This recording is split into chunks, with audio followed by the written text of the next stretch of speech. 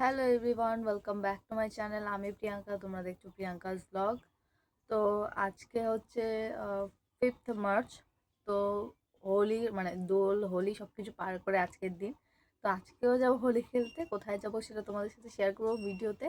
তো তোমার ভিডিওটা দেখতে থাকো। আর সকালবেলা এখন আমি ঘুম থেকে উঠে ফ্রেশ হয়ে নিয়েছি, এখন খাবো চা। চা খেয়ে বেরিয়ে দেখছি ঈদ চলে এসেছে, যেহেতু আমাদের ঘরে কাজটা চলছে একটু একটু করে, তো ঈদটা চলে এসছে। এখানে আমি জল গরম বসিয়ে দিয়েছি, যেহেতু সয়াবিন রান্না করবো, একটু নিরামিষ করে রান্না করবো, আলুটাও কেটে নিয়েছি। এখন বসিয়েছি রান্নাটা কমপ্লিট করবো, দেন যাবো কলেজ।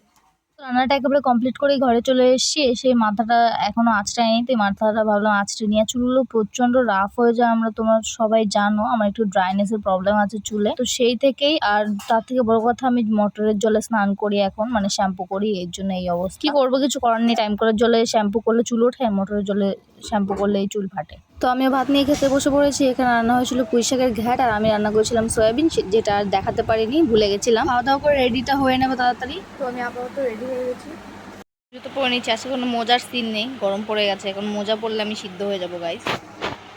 তো রেডি হওয়ার মধ্যে তেমন কিছুই নেই, জাস্ট লিপস্টিকটা পরেছি, মাথাটা আঁচড়েছি, একটা ক্রিম ইউজ করেছি, আর নর্মাল কুর্তি আর জিন্স পরে বেরিয়ে গেছি, ব্যাস এইটাই। আর তেমন কিছুই না, একটা কানের পরেছিলাম, কানটা যেহেতু ফাঁকা ছিল। Guys, this is my final look. হাঁটু কথা করতেছে যাওয়ার সময়, ভালো লাগে।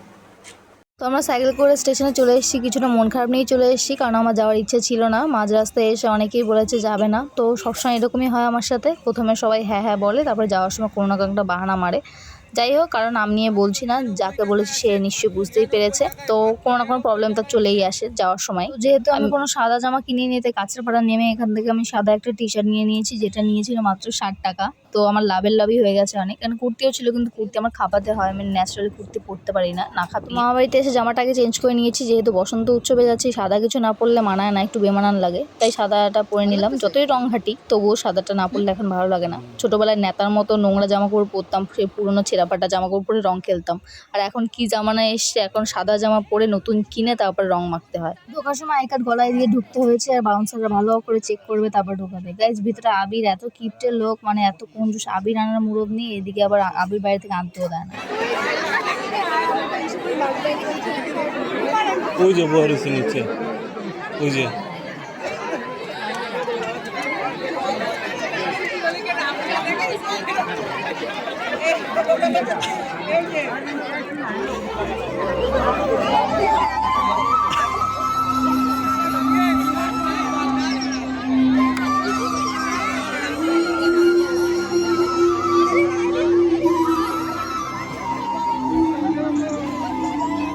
তো দুজন মিলে রং খেলে ভালো লাগছে না, তাই রাহুলকে একটু মাখিয়ে দিলাম খুঁজে খুঁজে। যাই হোক, এখানে প্রোগ্রাম শুরু হয়ে গেছে, তো প্রোগ্রামটা ভালো লাগছিল না, তাই আমি দেখছিলাম না। এখানে আমরা দুজনের মুখ চাওয়াচাই করছিলাম, কারণ ওর মুখটা আমি প্রথমে কালো করে দিয়েছি যাতে ও ফটো তুলতে না পারে। তো এখানে এক একজন এইভাবে এসেছিল, একেবারে ব্রাইডাল মেকআপ করে, একেবারে শাড়ি মাড়ি পরে একাকার করে এসেছিল। হ্যাঁ ঠিক আছে, শাড়ি পরেছে, মানা যায় বসন্ত উৎসব, কিন্তু ভাই ব্রাইডাল মেকআপটা কে করে কলেজে? যাই হোক, একটু পরে রং মেখে সব কালা হয়ে যাবে, কোনো লাভের লাভ হবে না, শুধু শুধু মেকআপ নষ্ট হবে, আর কিছুই না। তো যাদের মেকআপ তার ব্যাপার।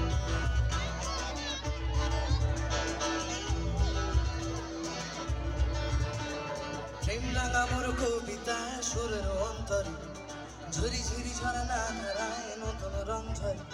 যেহেতু আমার সাউন্ডে খুব প্রবলেম হয়, বেশিক্ষণ সেখানে দাঁড়াইনি, আর যা গ্যাজাফড়ি গান দিচ্ছিল আমার ইচ্ছেও করছিল না দেখতে। যাই হোক, পরে ব্যান্ডের ব্যাপার ছিল, ব্যান্ড ফ্যান্ড আসার কথা ছিল, কিন্তু অত আমার ধৈর্য নেই, তাই আমি চলে এসে পুরো কালো করে দিয়েছি মুখ ধুয়ে এসে, তবুও সেই কালো স্পটগুলো যাচ্ছে না, যেহেতু আবির এখন রং মেশানো থাকে। তারপরে স্টেশন চলে এসেছি, ট্রেনের জন্য অপেক্ষা করতে করতে। ও বলেছিল চাউমিন নেবে, আমি বলছি ঠিক আছে 1 চামচ খাবো। তো 1 চামচের নাম করে পুরো চাউমিনটাই আমি হাফিস করে দিয়েছি গাইস।